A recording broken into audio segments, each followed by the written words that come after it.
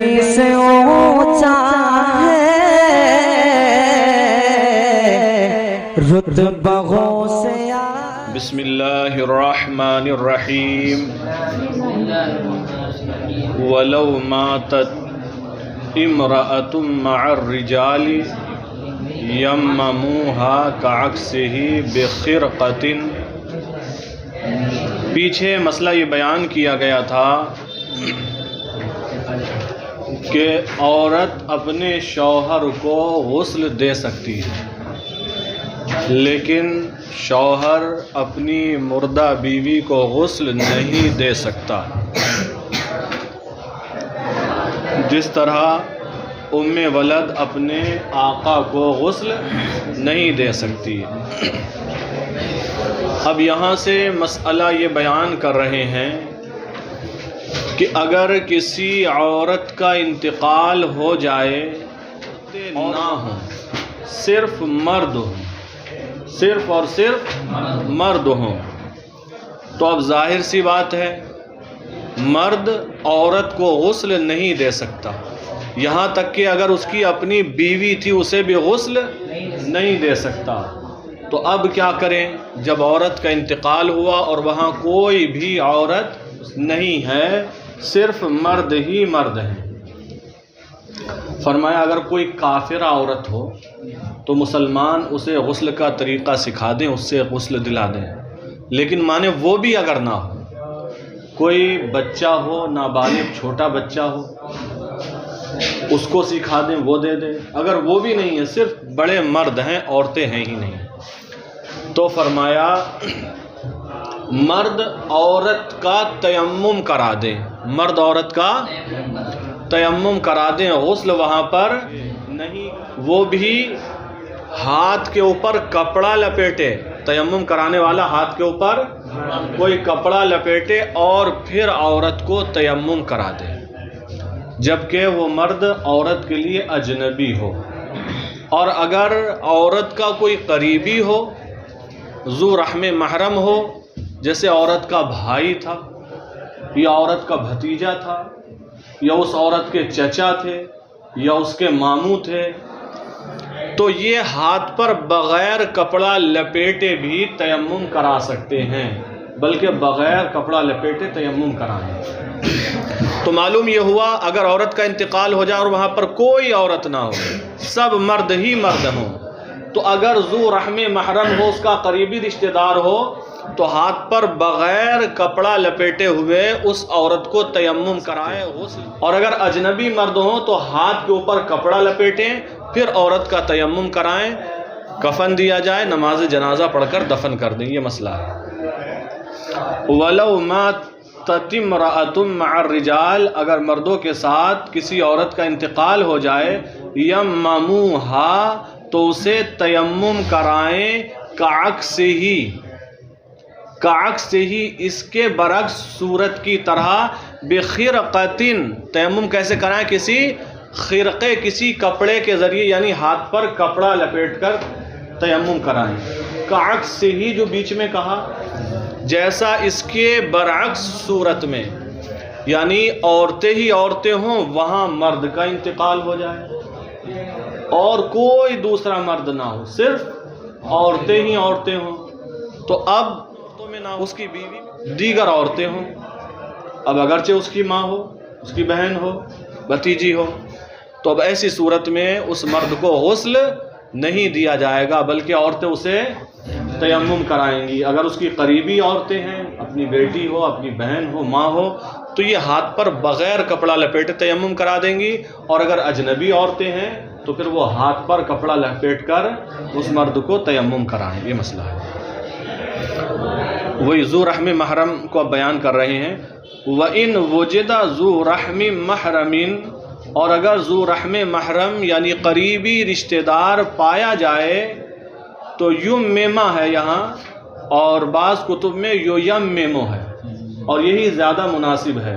یممو بلا خرقۃ، تو وہ تیمم کرائے بلا خرقۃ، بغیر کپڑا لپیٹے ہوئے، اگر قریبی رشتہ دار ہے تو۔ وَكَذَا الْخُنْثَ الْمُشْكِلِ، اسی طرح خنثی مشکل کو یمما تیمم کرایا جائے گا فی ظاہر الروایہ، ظاہر الروایہ میں. اسی طرح خنثی مشکل کو ظاہر الروایہ کے مطابق تیمم کرایا جائے گا. خنثی جسے ہمارے ہاں اردو زبان میں ہجڑا بولا جاتا ہے، جس میں مذکر اور مؤنث دونوں کی علامتیں ہوتی ہیں. فقہاء کرام نے فرمایا اگر مذکر کی علامات غالب ہیں تو مردوں میں شمار ہیں، اور مؤنث کی علامات غائب ہیں تو اس کا شمار عورتوں میں ہے.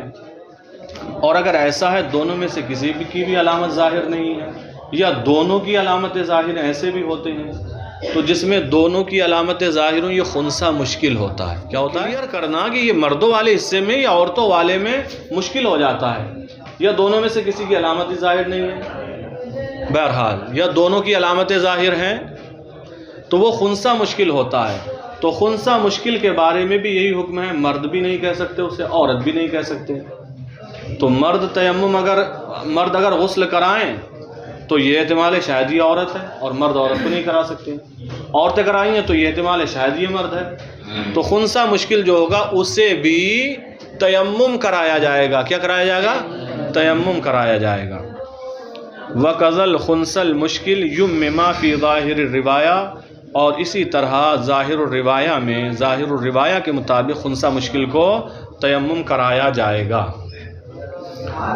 وَيَجُوزُ لِلرَّجُلِ وَالْمَرْأَةِ تَغْسِيلُ صَبِيٍّ وَصَبِيَّةٍ لَمْ يَشْتَهِيَا. بیان کر رہے ہیں جس کا انتقال ہوا اگر وہ چھوٹا بچہ ہے یا بچی ہے. چھوٹے سے مراد وہ ہے جو حد شہوت کو نہ پہنچا ہو. فقہاء کرام فرماتے ہیں کب حد شہوت کو بچہ پہنچتا ہے. اس سلسلے میں لڑکی جب 9 سال کی ہو جائے اور لڑکا جب 12 سال کا ہو جائے تو یہ شہوت کی حد میں داخل ہو گئے. یہ شہوت کی حد میں، اس سے پہلے اگر ہیں تو یہ مانا جاتا ہے ابھی یہ شہوت کی حد میں داخل نہیں ہوئے ہیں. تو اگر ایسا چھوٹا لڑکا یا ایسی چھوٹی لڑکی ہو جس کا انتقال ہوا ہو تو چھوٹے بچے کو مرد بھی غسل دے سکتا ہے، عورت بھی دے سکتی ہے. بچہ ہے، لڑکا ہے، اور چھوٹی لڑکی ہے تو اسے مرد بھی غسل دے سکتا ہے اور عورت دے سکتی ہے. لیکن بہتر یہ ہے بچہ ہو لڑکا ہو تو اسے مرد غسل دے، اور اگر لڑکی ہو تو اسے عورت غسل دے. لیکن دونوں کے لیے غسل دینا بچوں کو جائز ہے، وہ مسئلہ بیان کیا. وَيَجُوزُ لِلرَّجُلِ وَالْمَرْأَةِ تَغْسِيلُ صَبِيٍّ وَصَبِيَّةٍ لَمْ يَشْتَهِيَا. اور مرد اور عورت کے لیے جائز ہے بچے اور ایسے بچے اور ایسی بچی کو غسل دینا لم یشتہیا، جو حد شہوت کو نہ پہنچے ہوں. اب آگے مسئلہ یہ بیان کر رہے ہیں کہ میت کو اگر بوسہ دیا جائے تو کیا اس میں کوئی حرج ہے، ممانعت ہے یا نہیں ہے. تو میت کو بوسہ دینے میں کوئی حرج نہیں ہے، کوئی حرج نہیں ہے. چنانچہ حدیث پاک ہے جب حضرت عثمان رضی اللہ تعالیٰ عنہ، عثمان غنی نہیں اور ہیں حضرت عثمان نام کے صحابی رسول، تو جب حضرت عثمان رضی اللہ تعالیٰ عنہ کا انتقال ہوا رسول اللہ صلی اللہ تعالیٰ علیہ وسلم ان کے پاس تشریف لائے. روئے آپ، اور ان کے چہرے سے، حضرت عثمان کے چہرے سے کپڑا ہٹایا اور پیشانی پر آنکھوں کے بیچ میں حضور علیہ السلام نے ان کو بوسہ دیا اور ارشاد فرمایا تمہیں خوشخبری ہو، تمہیں مبارک ہو کہ نہ تم نے دنیا کو اپنا مسکن بنایا اور نہ دنیا تمہارے دل میں جاگزی ہوئی ہے. تو بہرحال اس حدیث پاک سے معلوم ہوا کہ اللہ کے رسول صلی اللہ تعالیٰ علیہ وسلم نے حضرت عثمان رضی اللہ تعالیٰ عنہ جن کا وصال ہو چکا تھا، انتقال ہو چکا تھا، ان کو بوسہ دیا. تو میت کو بوسہ دینے میں کوئی حرج نہیں ہے، میت کو بوسہ دینے میں کوئی حرج. لیکن مرد ہے تو اس کو مرد اس کے ملنے والے دے سکتے ہیں، لیکن یہ نہیں کہ نوجوان لڑکی کا انتقال ہوا تو جو آئے وہ بوسہ دے، تو اس کی اجازت نہیں ہوگی. ٹھیک ہے، پردے کا وہاں بھی لحاظ ہے. وَلَا بَأْسَ بِتَقْبِيلِ الْمَيِّتِ، اور میت کو بوسہ دینے میں کوئی حرج نہیں ہے. وعلی الرجل تجہیز امرأته ولو معسرا فی الاصح، اور مرد پر اس کی بیوی کی تجہیز و تکفین لازم ہے اصح قول کے مطابق، اگرچہ شوہر تنگ دست ہو، غریب ہو۔ یہاں سے مسئلہ یہ بیان کیا، بیوی کا اگر انتقال ہو جائے تو اس کے کفن دفن کا انتظام کرنا کس کے ذمے ہے؟ کفن خریدنا ہے، قبر کھدائی کے بہت سی جگہوں پر پیسے جاتے ہیں، قبر کھدوانا ہے، چٹائی خریدی جاتی ہے، اور کئی کام ہوتے ہیں، تو یہ سب کس کے ذمے ہیں؟ تو فرمایا عورت کا اگر انتقال ہو جائے تو عورت کی تجہیز و تکفین، کفن دفن میں جو بھی خرچہ آئے گا یہ شوہر کے ذمے ہے، اگرچہ شوہر تنگ دست ہو، غریب ہو۔ عورت مالدار ہو، مال چھوڑ کر جائے، تب بھی عورت کے پیسے سے لازم نہیں ہے، بلکہ کس کے ذمے ہے؟ شوہر کے ذمے۔ وہی مسئلہ بیان کیا، وعلی الرجل تجہیز امرأته، اور شوہر پر لازم ہے اس کی بیوی کی تجہیز و تکفین، ولو معسرا، اگرچہ وہ تنگ دست ہو، اگرچہ وہ فی الاصح، اصح قول کے مطابق۔ ومن لا مال له فکفنہ علی من تلزمہ نفقتہ، جس کے پاس کچھ بھی مال نہ ہو تو اس کا کفن اس پر لازم ہے جس پر اس کا نفقہ لازم ہے۔ ایک ایسے شخص کا انتقال ہوا جس کے پاس مال تھا ہی نہیں، کچھ بھی نہیں تھا، 100 روپیے بھی نہیں تھے، پراپرٹی بھی نہیں تھی، کچھ نہیں تھا، اس کا انتقال ہو گیا۔ اب اس کو کفن کون دے؟ اس کو کفن کون دے؟ تو جن لوگوں پر اس کا نفقہ لازم تھا، جن لوگوں پر اس کو کھانا کھلانا لازم تھا جب بھوکا ہو جائے، اور جب کپڑا نہ رہے تو کپڑا پہنانا لازم تھا جن لوگوں پر، ان پر اس کا کفن بھی لازم ہوگا۔ وہ کون ہوں گے؟ اگر بیٹا ہے اس کا تو بیٹے پر لازم ہے باپ کو کفن دینا، بیٹا بھی نہیں ہے، اس کا باپ بھی نہیں ہے، بھائی ہے تو بھائی پر لازم ہے، بھائی بھی نہیں ہے، بھتیجا، یعنی اس کا جو بھی قریبی رشتہ دار ہوگا اسی پر اس کا نفقہ لازم ہوتا ہے، جبکہ یہ بے حال ہے، بے کس ہے، کچھ ہے ہی نہیں، بالکل مسکین ہے، تو جس پر اس کا نفقہ، اس کو کھانا دینا، کپڑا دینا لازم ہوتا ہے۔ اب کچھ ہے نہیں تو بھوکا تو مارا نہیں جائے گا، جو اس کا قریبی رشتہ دار اس کو کھانا بھی دے گا، بھوک سے مر رہا ہے، کپڑا نہیں ہے، ننگا پھر رہا ہے تو کپڑا بھی دے گا۔ تو اگر ایسے شخص کا انتقال ہو جس کے پاس بالکل مال نہ ہو تو اس کا کفن کون دے گا؟ کفن دفن کا انتظام کون کرے گا؟ جس پر اس کا نفقہ لازم تھا، اور وہ الاقرب فالاقرب اس اعتبار سے رشتہ دار ہوں گے۔ ومن لا مال له، اور جس کے پاس کچھ بھی مال نہ ہو، فکفنہ علی من، تو اس کا کفن اس پر لازم ہے، تلزمہ نفقتہ، جس پر اس کا نفقہ لازم تھا، جس پر اس کو کھلانا پہنانا لازم تھا، وہ چاہے بیٹا ہو یا باپ ہو یا بھائی ہو یا چچا ہو یا بھتیجا ہو، جو بھی۔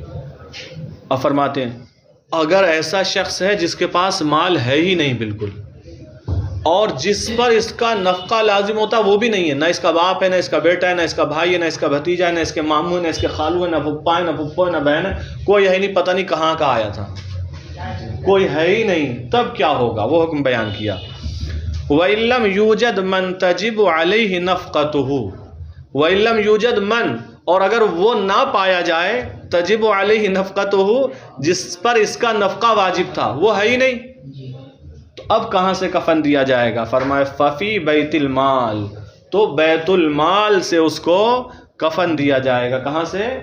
بیت المال سے کفن دیا جائے گا۔ اس کی بھی نفی کر دو، اور اگر بیت المال بھی نہ دے، اس طرح کہ بیت المال خالی پڑا ہے، یا وہاں بیت المال ہے ہی نہیں، جیسے ہمارے یہاں ہندوستان میں عموماً کہاں بیت المال ہوتے ہیں، ہے ہی نہیں، تو کیا کریں؟ فَإِن لَّمْ يُعْطِ، تو اگر بیت المال نہ دے، آتا یعطی اعتمانی عطا کرنا دینا، فَإِن لَّمْ يُعْطِ، تو اگر بیت المال نہ دے، کیوں؟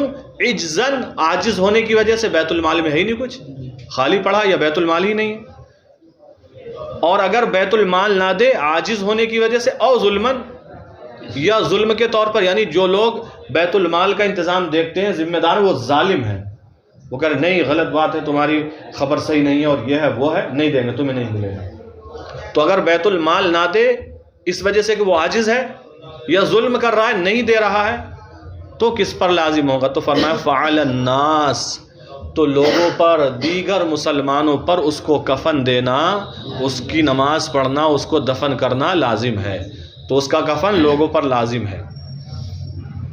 تو اب کس طریقے سے کیا کیا جائے؟ تو فرمایا اگر اس کا قریبی ہے، کوئی قریبی ہے، چاہے بھائی تھا تو بھائی پر لازم ہے، لیکن وہ تنگ دست ہے، اس کے پاس ہے ہی نہیں جتنے سے وہ کفن دے سکے، تو اب کیا کرے؟ ہے اس کا کوئی رشتہ دار لیکن اس کے پاس ہے ہی نہیں جس سے وہ کفن دے، تو اب وہ اس کی تجہیز و تکفین کے لیے دوسرے لوگوں سے سوال کرے گا کہ اس کا کفن دفن کرنا ہے، انتظام کرنا ہے، آپ ہماری مدد کر دیں، تو بقدر ضرورت لوگوں سے سوال کرے اور کفن دفن کا انتظام کرے۔ وہی مسئلہ بیان فرما رہے ہیں وَيَسْأَلُ لَهُ التَّجْهِيزِ، اور اس کے لیے وَيَسْأَلُ لَهُ أَيْ لِلْمَيِّتِ، اور میت کے لیے سوال کرے التجہیز، تجہیز کا، کفن دفن کا، میت کے لیے سوال کرے کون؟ من، وہ شخص لا يقدر علیہ، جو تجہیز و تکفین پر قادر نہیں ہے۔ کس سے سوال کرے؟ غیر سے، اپنے علاوہ سے، دوسروں سے سوال کرے۔ اور جو شخص تجہیز و تکفین پر قادر نہ ہو، وہ میت کی تجہیز و تکفین کے لیے دوسرے لوگوں سے سوال کرے، اس طریقے سے اس کو کفن دیا جائے۔ اب جو جمع ہوا اگر اس سے کفن دے دیا جائے فبہا، تو بہتر ہے، پورا ہو گیا، اور اگر بچ گیا تو فرمایا کسی اور تنگ دست کے کفن دفن کے لیے رکھ دے۔ اگر وہ بھی نہ ملے، پہلے تو اگر جس کا تھا مال، جس سے لیا تھا، اسے واپس کر دے، اگر وہ نہ ملے تو کسی اور کے کفن دفن کے لیے رکھ دے، وہ بھی نہ ملے تو پھر راہ خدا میں اس کی نیت سے صدقہ کر دے یہ مال جس کا تھا۔